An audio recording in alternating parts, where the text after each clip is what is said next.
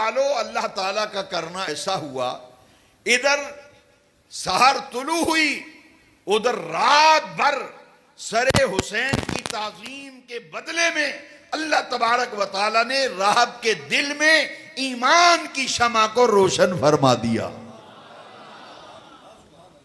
سحری کا وقت ہوا، رات بھر وہ نظارہ کرتا رہا، کہیں آسمان سے انوار اتر رہے ہیں، رحمتوں کی برسات ہو رہی ہے، انوار و تجلیات برس رہے ہیں، پرندے آسمانوں سے آ کے سلامیاں دے رہے ہیں، نور کا حالہ امام علی مقام کے سر اقدس کو اپنے دامن میں لیے ہوئے ہیں۔ اندازہ فرمائیے، صرف امام علی مقام کے سر اقدس کی تعظیم کی بدولت اللہ تبارک و تعالیٰ نے راہب کو دولت ایمان سے مالا مال کر دیا۔ جب سحری کا وقت ہوا تو راہب نے پڑھا اشہدو اللہ الہ الا اللہ و اشہدو ان محمد رسول اللہ۔ وہ راہب مسلمان ہو گیا۔ صبح کا جب وقت ہوا وہ کاروان وہاں سے چلنے لگا، مخدرات عصمت، پاک باز بیبیاں، ان کو پھر گرفتار کر لیا گیا، اور یہ قافلہ جو ہے اس راہب سے اجازت لے کر دمشق کی طرف روانہ ہونے لگا۔ جب جانے لگا تو راہب نے رات کو ساز و سامان باندھ لیا۔ سحری کے وقت اس نے کہا کہ اب میں مسلمان ہو چکا ہوں، محمد عربی صلی اللہ علیہ وسلم کا میں نے کلمہ پڑھ لیا ہے، اہل بیت کی غلامی کا قلادہ گلے میں ڈال لیا ہے، آل رسول کی محبت اور محبت رسول دل میں جاگزی ہو چکی ہے، اب میں ہمیشہ کے لیے جو میری زندگی باقی ہے ساری کی ساری محبت رسول میں اور محبت آل رسول میں گزار دوں گا۔ تاریخ دانوں نے لکھا ہے اپنا سامان اٹھایا اور گرجے کی انتظامیہ، کلیسا کی انتظامیہ کو کہا بھائی یہ چابیاں لو اپنے کلیسا کی، میں مسلمان ہو چکا ہوں، میں نے مسلمانوں کے نبی کے سر نواسے کی، سر اقدس کی کرامتیں رات بھر دیکھی ہیں، لہذا اب میں محمدی ہو گیا ہوں، مسلمانوں سنو۔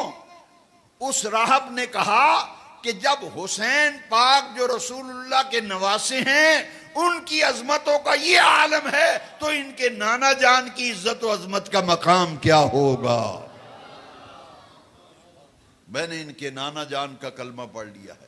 اس نے سامان اٹھایا، زندگی بھر کے لیے گرجے کو چھوڑ کر ساری زندگی حضور کی آل اور پیارے نبی پاک کی محبت میں اس نے گزار دی۔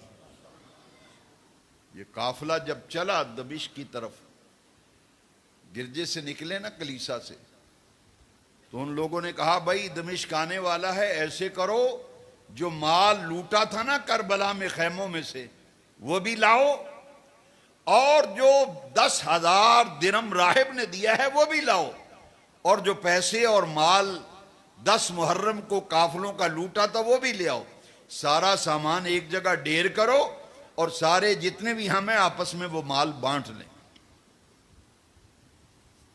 مال بانٹنے کے لیے جب انہوں نے پیسوں کا ڈھیر لگایا نا دراہم و دینار کا، کتابوں میں لکھا ہے کہ جو سارے کے سارے درہم و دینار تھے وہ ٹھکریوں کے اندر تبدیل ہو گئے۔ سارے دراہم و دینار دیکھا تو یہ ٹھکریاں بن گئی ہیں۔ ان کی ایک طرف آیت کریمہ لکھی ہوئی ہے وَلَا تَحْسَبَنَّ اللَّهَ غَافِلًا عَمَّا يَعْمَلُ الظَّالِمُونَ، اور دوسری طرف آیت لکھی ہوئی تھی وَسَيَعْلَمُ الَّذِينَ ظَلَمُوا أَيَّ مُنْقَلَبٍ يَنْقَلِبُونَ، دونوں طرف ٹھکریوں کے آیتیں لکھی ہوئی تھی۔ ان قریب ظالم لوگ دیکھ لیں گے کہ ان کے ظلم کا انجام کیا ہوتا ہے۔ ایک آیت کا تو یہ ترجمہ ہے، دوسرا آیت دوسری طرف لکھی ہوئی تھی، اس کا ترجمہ یہ ہے ظلم کرنے والے یہ نہ سمجھیں کہ اللہ تعالی ہمارے عمل کو جانتا نہیں ہے، اللہ جانتا ہے خوب ظلم کرنے والوں کو، اور ظالم دیکھ لیں گے ان قریب ان کا انجام کیا ہوتا ہے۔ وہ ٹھکریوں کی دونوں طرف ایک ایک آیت لکھی ہوئی تھی۔ اب دین تو پہلے ہی ہاتھ سے جا چکا تھا نا، اہل بیت اطہار کو شہید کرنے، مخدرات عصمت کو گرفتار کرنے، خیموں کو لوٹنے، آگ لگانے، یہ ظلم و جبر اور تشدد خونخواری پہلے ہی کر چکے تھے۔ دین تو پہلے ہی ہاتھ سے جا چکا تھا، اب دنیا بھی ہاتھ میں نہ آئی۔ وہ جتنا مال تھا وہ بھی خاسرت دنیا والآخرہ، دنیا کا بھی خسارہ اور آخرت کا بھی خسارہ۔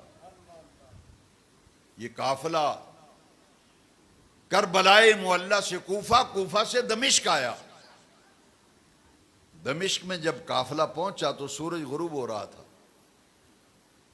دارالامارات، دارالحکومت دمشق تھا، ملک شام کا، اور یزید کا دارالحکومت اس دور میں دمشق تھا، اور اس کا جو بہت بڑا اس نے اپنا ایک دفتر بنایا ہوا تھا، ایک قلعہ نما، اس کا دروازہ رات کو بند ہو گیا۔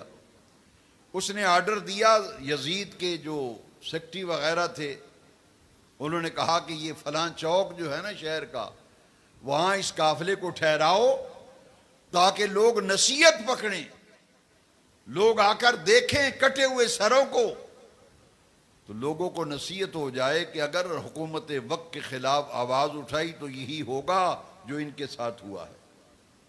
وہ کارواں دمشق کے چوک میں رات گزارنے کے لیے جب ٹھہرا، اندھیرا چھا چکا تھا، لوگ اکٹھے ہو گئے اور پوچھنے لگے کہ یہ کیا ماجرا ہے، کٹے ہوئے سر نیزوں پہ اٹھائے ہوئے ہیں، یہ کون لوگ ہیں، کیا معاملہ ہے؟ پہلے تو انہوں نے بتانے سے گریز کیا کہ ہمیں اجازت نہیں ہے، اور جو بھی پوچھتا اسے کہتے کہ یہ حکومت کے خلاف ایک سازش ہوئی تھی، بغاوت ہوئی تھی، باغی قتل کر دیے گئے ہیں اور ان کے سر کاٹ کر نیزوں پہ اٹھائے ہوئے ہیں۔ اسی دوران دیکھا گیا کہ چوک کے اندر جہاں یہ قافلہ رکا تھا، ایک گھر کے دروازے سے ایک بوڑھی عورت آئی جس نے کچھ کھانے پینے کی چیزیں اٹھائی ہوئی تھی۔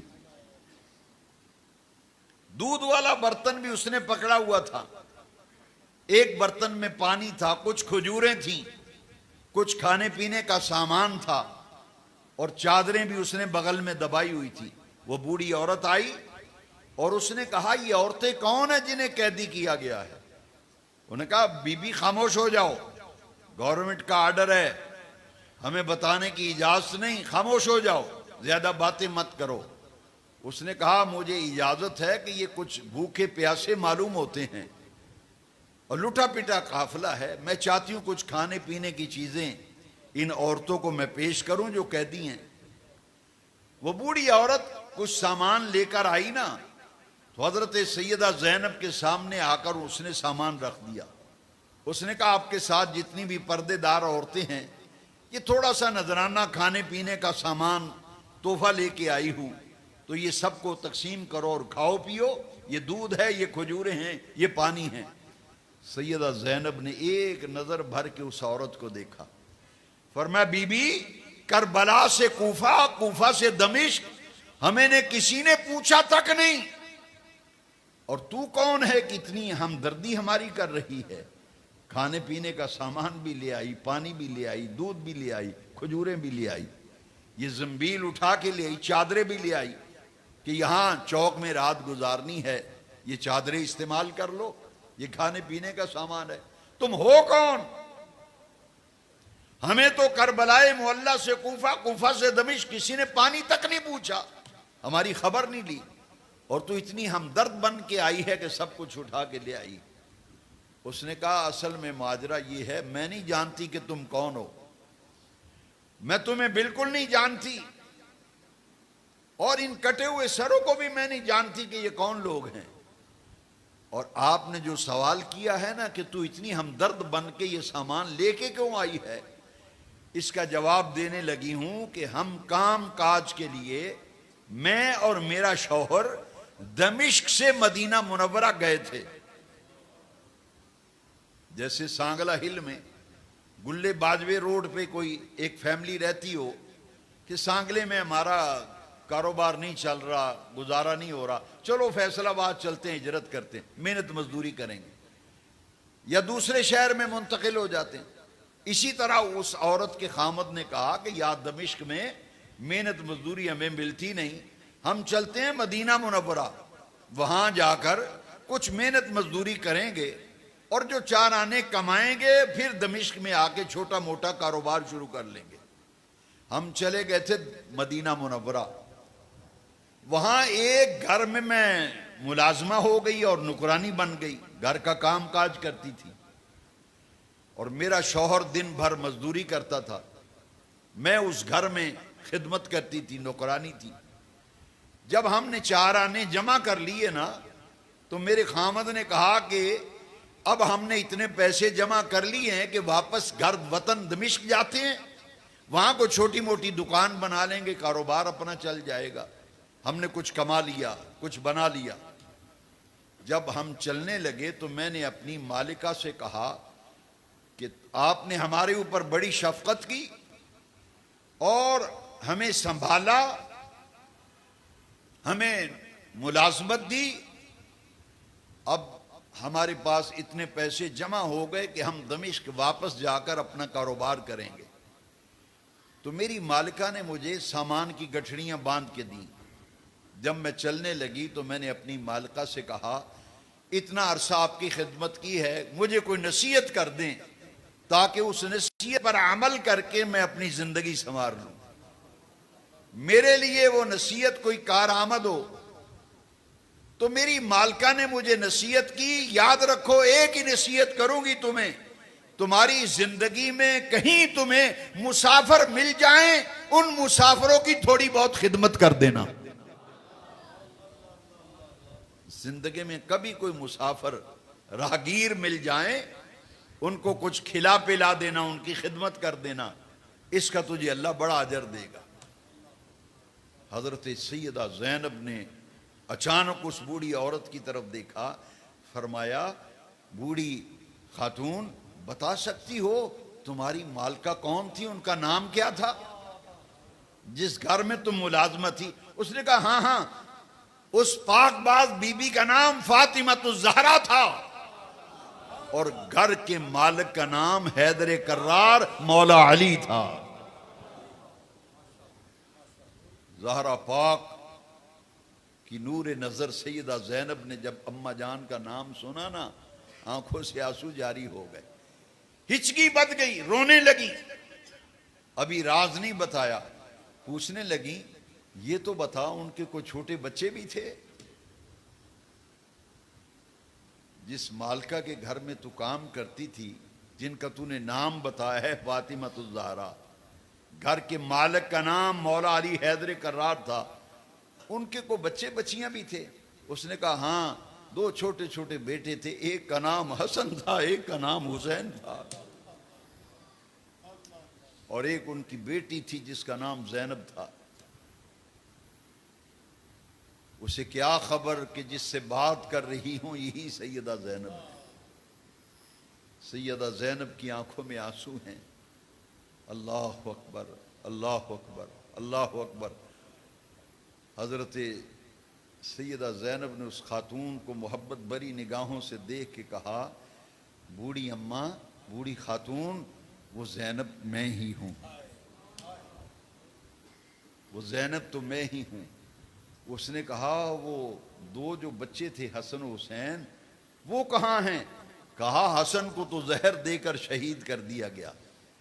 بوڑھی عورت پوچھتی ہے سیدہ زینب سے تو وہ چھوٹے حسین جو ہوتے تھے وہ کہاں ہیں؟ سیدہ زینب نے انگلی کا اشارہ کر کے، کٹا ہوا سر نیزے کی نوک پہ تھا، سیدہ زینب نے فرمایا ھذا رأس الحسین، اے بوڑھی اماں یہ نیزے پہ جو اٹھا ہوا سر تجھے نظر آ رہا ہے، یہ اسی حسین کا سر ہے۔ بوڑھی عورت کہتی ہے میں حسن و حسین کو اٹھا کر کھلاتی تھی۔ سیدہ زینب سے کہتی ہیں میں آپ کو بھی اٹھا کے کھلایا کرتی تھی۔ اللہ اکبر۔ تاریخ دانوں نے لکھا ہے اس نے ایک چیخ ماری، حسین کا کٹا ہوا سر اور لٹا ہوا قافلہ، سیدہ زینب کی مسافری میں حالت دیکھی، اس کے دل پر اثر ایسا ہوا، ایک چیخ ماری، بے ہوش آ کر گری، اور وہیں اس کا انتقال ہو گیا، وہیں اس کا انتقال ہو گیا۔ حضرت سیدہ زینب نے فرمایا، زین العابدین، کربلا کے شہداء کے جہاں تم نام لکھو، اس بوڑھی عورت کا نام بھی وہاں لکھ دینا،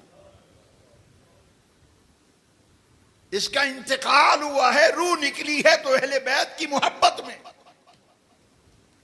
اس کا نام بھی شہداء کربلا میں لکھنا۔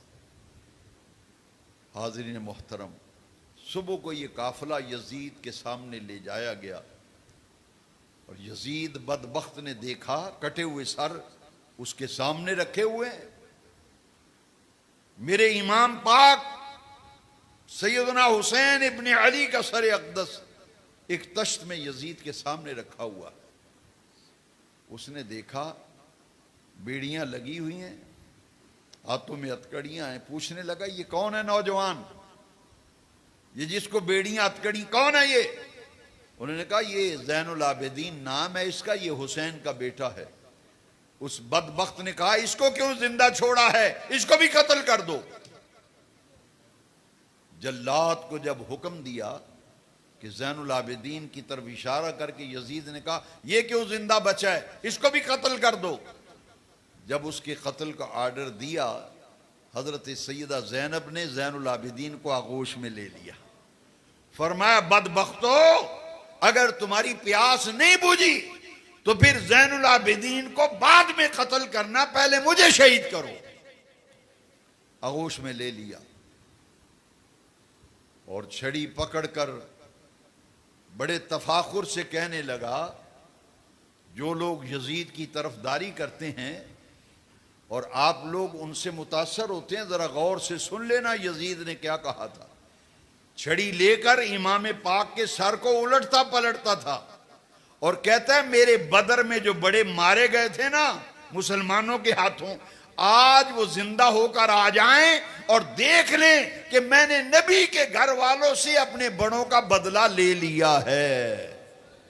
معاذ اللہ، معاذ اللہ۔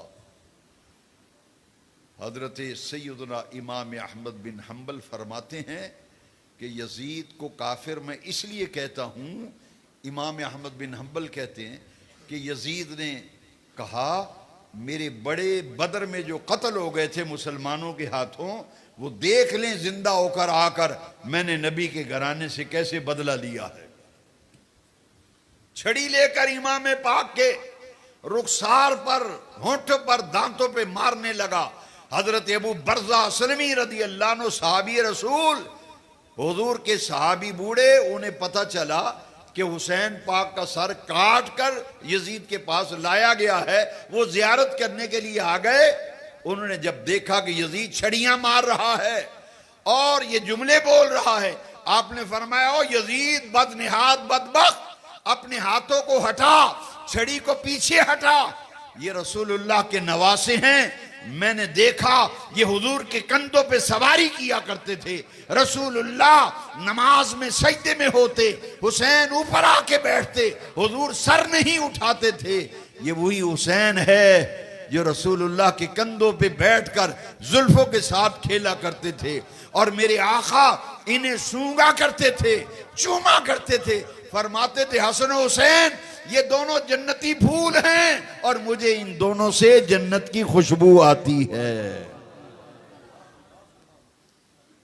حضور حسن پاک کو بھی چومتے تھے، حسین پاک کو بھی، اور حضور حسن پاک کو بھی سونگتے تھے، حسین پاک کو بھی سونگتے تھے۔ صحابہ کرام بڑا تعجب کرتے تھے، حضور ہم اپنے بچوں کو چومتے ہیں، سونگتے نہیں، مگر آقا جب بھی ہم دیکھتے حسن پاک آتے ہیں، حسین پاک آتے ہیں، آپ حسن کو بھی سونگتے ہیں، حسین کو بھی، اس کی کیا وجہ ہے؟ حضور نے فرمایا یہ دونوں جنتی پھول ہیں اور دنیا میں میرے یہ پھول ہیں، ان دونوں سے مجھے جنت کی خوشبو آتی ہے۔ الحسن والحسین سیدا شباب اہل الجنہ، حسن بھی جنت کے جوانوں کے سردار، حسین بھی جنت کے جوانوں کے سردار۔ حضرت شاہ عبدالحق محدث دہلوی نے تکمیل الایمان میں لکھا کہ کافر فرنگ نے بھی وہ کام نہ کیا، کافر فرنگ بھی وہ کام نہ کر سکا جو یزید بدبخت نے کربلا میں کر دکھایا۔ اس بدبخت نے جب دیکھا کہ شہادت حسین کے بعد لوگوں کو جب پتہ چلے گا تو نفرت پھیل جائے گی، اس نے عافیت اسی میں سمجھی کہ اس قافلے کو واپس مدینہ منورہ بھیج دیا جائے۔ میرے آقا کریم کے ایک جلیل القدر صحابی حضرت نعمان بن بشیر رضی اللہ عنہ، یزید نے ان کو بلایا اور ان سے کہا کہ جیسے کیسے بھی ہو یہ کاروان اہل بیت جو کربلائے معلی سے کوفہ، کوفہ سے دمشق آیا ہے، اس کو بحفاظت مدینہ منورہ پہنچا دو، اس کام پر میں تمہیں مامور کرتا ہوں۔ حضرت نعمان بن بشیر صحابی رسول 20 مسلح افراد کا دستہ دیا، 20 آدمی، تلواریں دیں، نیزے دیے، تیر دیے کہ اس کاروان اہل بیت کو دمشق سے مدینہ منورہ پہنچا دو۔ نعمان بن بشیر ان کو لے کر جب دمشق سے مدینہ منورہ جانے لگے تو راستے میں ایک قصاب بکرے ذبح کر رہا تھا، اور یہ لٹا ہوا قافلہ دمشق سے کہاں جا رہا ہے؟ مدینہ منورہ۔ کسائی بکرے ذبح کر رہا ہے، اور جس بکرے کو کسائی ذبح کرتا پہلے پانی پلاتا، پھر اس کے گلے پہ قصاب چھری چلاتا۔ زین العابدین پھوٹ پھوٹ کر رونے لگے، فرمایا نعمان تم رسول اللہ کے صحابی ہو، ایک لمحے کے لیے یہاں رک جاؤ، یہ دیکھو قصاب بکری کو ذبح کر رہا ہے تو پہلے پانی پلاتا ہے پھر ذبح کرتا ہے، ظالموں تمہارے دل میں اتنی بدبختی اور شقاوت غالب آ گئی کہ تنہوں نے 3 دن کے پیاسے آل بیت اطہار کے نفوس قدسیہ کو کربلا میں ذبح کر دیا تھا۔ 3 دن تک خیموں پر پابندی ہے، پانی نہیں پہنچ سکتا، چرند پئیں پرند پانی پئیں، لیکن اہل بیت کے خیموں میں پانی نہ جائے۔ اتنا ظلم کہ یہاں قصاب بھی بکری ذبح کرتا ہے تو پانی پلاتا ہے، تو میرے رسول اللہ کے خاندان کو 3 دن پیاسا رکھ کے انہیں ذبح کر دیا کربلا کے اندر۔ بدبختو تمہارے دل میں اتنا بھی رحم نہیں جتنا قصاب کے دل میں بکری کے لیے رحم ہے۔ مدینہ منورہ میں یہ قافلہ دمشق جب واپس آ رہا تھا، سیدہ زینب اور امام زین العابدین نے فرمایا نعمان ہماری ایک درخواست ہے، یہ قافلہ مدینہ منورہ جا تو رہا ہے لیکن ہم جائیں گے براستہ کربلا، پہلے ہمیں کربلا میں لے جاؤ تاکہ ہم دیکھیں کہ ہمارے پیارے جو شہید ہوئے ہیں ان کا کیا بنا۔ اب یزید بدبخت کی فوج نے اپنے سپاہیوں کے 10 محرم کو جنازے بھی پڑھے، قبریں بھی کھودی، دفن بھی کیا، اور حضور کے خاندان کے ساتھ آنے والے افراد اور 20 حضور کے خاندان کے کل 72 افراد کربلا میں بے گور و کفن لاشیں پڑے ہوئے۔ دوسرے دن 2 دن بعد کربلائے معلی کے قریبی غادریہ ایک گاؤں ہے، چھوٹا سا پنڈ تھا، وہاں کے رہنے والوں کو پتہ چلا کہ کربلا میں حادثہ ہو گیا ہے اور وہاں 72 لاشیں پڑی ہوئی ہیں بے گور و کفن۔ غادریہ گاؤں کے لوگ آئے، انہوں نے قبریں کھودیں اور جنازے پڑھے، اور جنازہ پڑھ کے ان پاک باز ہستیوں کو کربلا میں تدفین کا عمل کیا۔ یہ قافلہ دمشق سے جب کربلا آیا، حضرت سیدہ عالم فاطمۃ الزہرا کی نور نظر سیدہ زینب اپنے بھائی حسین کی قبر پہ گئیں اور جا کر سلام عرض کیا حسین پاک کو، شہداء کے لیے دعا مانگی، اور اسی قادریہ گاؤں کے لوگوں کو جب پتہ چلا کہ یہ کاروان اہل بیت دمشق سے مدینہ منورہ جا رہا ہے اور براستہ کربلا جا رہا ہے، تو ان لوگوں نے حلیم تیار کیا، جو 10 محرم کو ہمارے ہاں حلیم بانٹا جاتا ہے۔ تاریخ دانوں نے لکھا ہے کہ غادریہ گاؤں کے لوگ حلیم تیار کر کے لائے، روٹیاں پکا کے لائے، اور پھر قافلہ جب دمشق سے کربلا سے مدینہ منورہ جا رہا تھا تو واپسی پر وہاں یہ حلیم تقسیم کیا گیا تھا۔ کربلا میں کچھ قیام کرنے کے بعد یہ قافلہ پھر مدینہ منورہ پہنچا۔ اہل مدینہ کو جب پتہ چلا کہ حسین آ رہے ہیں، لوٹا ہوا قافلہ آ رہا ہے، تو پورے مدینہ منورہ کے لوگ شہر سے باہر نکل آئے۔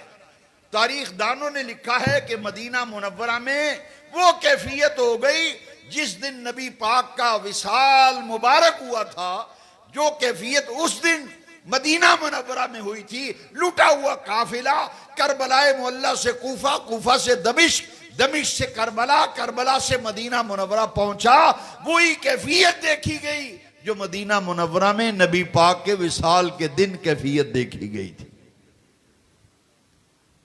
اہل مدینہ استقبال کرتے ہیں اور قافلے والوں سے پوچھتے ہیں، بتاؤ حسین کہاں ہے، بتاؤ حسین کہاں ہے۔ یہ لوٹا ہوا قافلہ حضور کے روضہ اطہر پہ پہنچا۔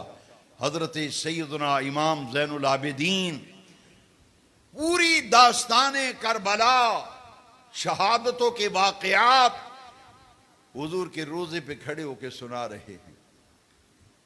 عرفاء نے لکھا ہے کہ حضور کی قبر انور سے آواز آئی، غیب سے آواز آئی، زین العابدین تم کیا سنا رہے ہو داستان کربلا؟ میں تو خود اس وقت کربلا میں موجود تھا جب شہادتیں ہو رہی تھی۔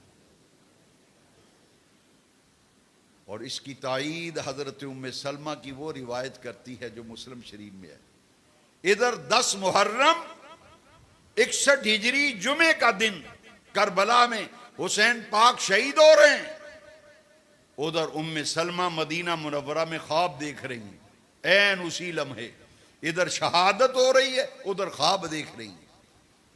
مسلم شریف میں ہے یہ روایت۔ ام سلمہ نے دیکھا حضور کی داڑھی مبارک گردآلود ہے، سر اقدس کے بال مبارک گیسوئے مبارک بھی گردآلود ہیں، چہرے انور پر تھکاوٹ کے آثار ہیں، ہاتھ میں حضور نے خون کی شیشی پکڑی ہوئی ہے۔ ام سلمہ ام المومنین خواب دیکھ رہی ہیں۔ خواب میں پوچھتی ہیں، ما لک یا رسول اللہ سے علی رأسہ ولحیتہ التراب رأیت النبی فی المنام۔ حضور میں خواب میں، یہ دیکھ رہی ہیں نا، پوچھتی ہیں خواب میں حضور میں کیا دیکھ رہی ہوں؟ سر مبارک کے بالوں میں بھی گرد ہے، ریش مبارک کے بالوں میں بھی گرد ہے، ہاتھ میں خون کی شیشی پکڑی ہے، چہرے پہ تھکاوٹ ہے، پریشانی ہے۔ ما لک یا رسول اللہ، ما لک یا رسول اللہ، ما لک یا رسول اللہ، حضور یہ میں کیا دیکھ رہی ہوں، ایسا کیوں ہے؟ رحمت کائنات نے فرمایا، شہید تو قتل الحسین آنفا، اے ام سلمہ میں حسین کے مقتل کربلا سے آ رہا ہوں۔ حسین کے مقتل، قتل الحسین آنفا، جہاں حسین قتل ہوئے شہید وہاں سے آ رہا۔ حضور یہ خون کی شیشی کیسی پکڑی ہوئی ہے؟ فرمایا دم الحسین و اصحابہ، صبح سے لے کر اب تک کربلا کے شہیدوں کا خون میں شیشی کے اندر جمع کرتا رہا ہوں۔ خواب میں پوچھتی ہیں حضور جا کہاں رہے ہیں؟ فرمایا اپنے رب کی بارگاہ میں حسین کی شہادت کا استغاثہ پیش کرنے جا رہا۔ حاضرین محترم، آج کا موضوع تھا کربلا معلی سے مدینہ منورہ براستہ دمشق کاروان اہل بیت کیسے پہنچا۔ اللہ کریم نے قرآن میں فرمایا، ان الذین یعظون اللہ ورسولہ، جنہوں نے اللہ اور اس کے رسول کو اذیت دی۔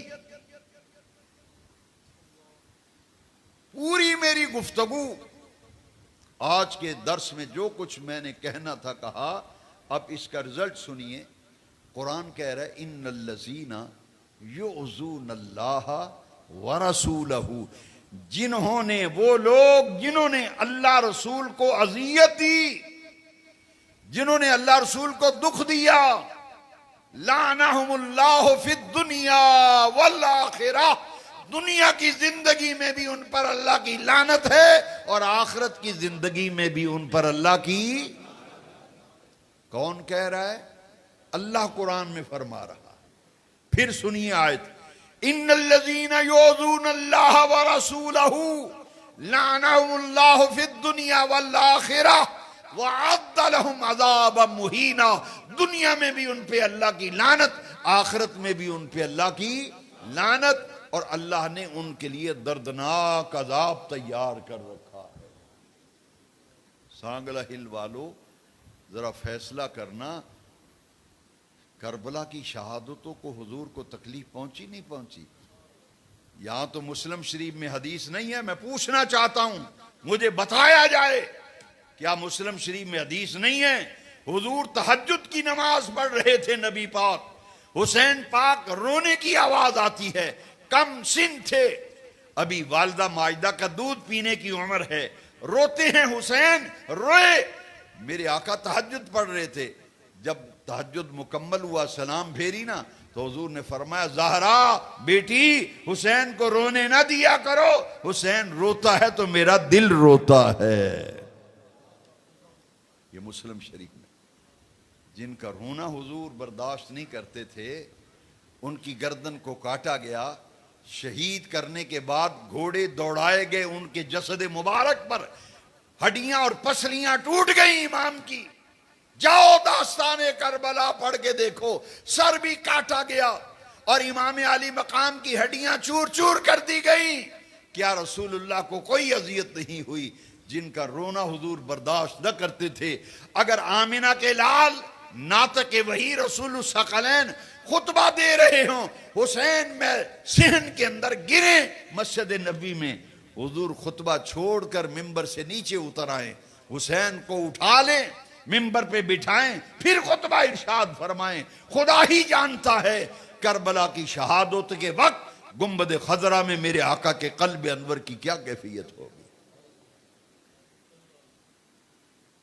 یہ حضور کا گھرانہ ہے اہل بیت، جب تک سورج اور چاند، جب تک سورج چاند گردش کرتے رہیں گے، زمین کا ذرہ ذرہ، قوم کا بچہ بچہ قیامت تک کہتا رہے گا، میرا سلام عقیدت ہو۔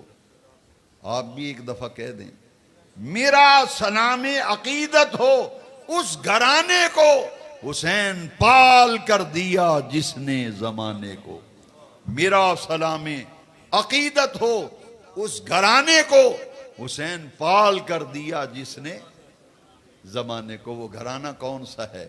انما یرید اللہ لیذہب عنکم الرجس اہل البیت ویطہرکم تطہیرا۔ آج کا درس مکمل ہوا۔ بے ادب گستاخ فرقوں کو سنا دے اے حسن، یوں کہا کرتے ہیں سنی داستان اہل بیت، یوں کہا کرتے ہیں سنی، یوں کہا کرتے ہیں سنی۔ آخری گزارش یہ ہے کہ آج کے درس میں اگر آپ نے محسوس کیا ہے کہ ہم نے دین کی نئی نئی اچھی اچھی باتیں سنی ہیں، ہمارے علم میں اضافہ ہوا ہے، تو میں آپ سے بہت درد مندانہ التجا کروں گا کہ آئندہ درس قرآن میں پھر اکیلے نہیں آنا۔ جو یہ سمجھتا ہے کہ آج کے درس میں مجھے بہت کچھ نئی باتیں سننے کو ملی، میرا ایمان تازہ ہوا، اہل بیت کی محبت کی خوشبو آئی آج کے درس میں، تو پھر میں بھی توقع رکھوں کہ آئندہ آپ درس میں، اگلے مہینے کے درس میں آپ اکیلے نہیں آئیں گے، دوستوں کو دعوت دیں گے؟ ہے جی، میں آپ سے امید رکھوں۔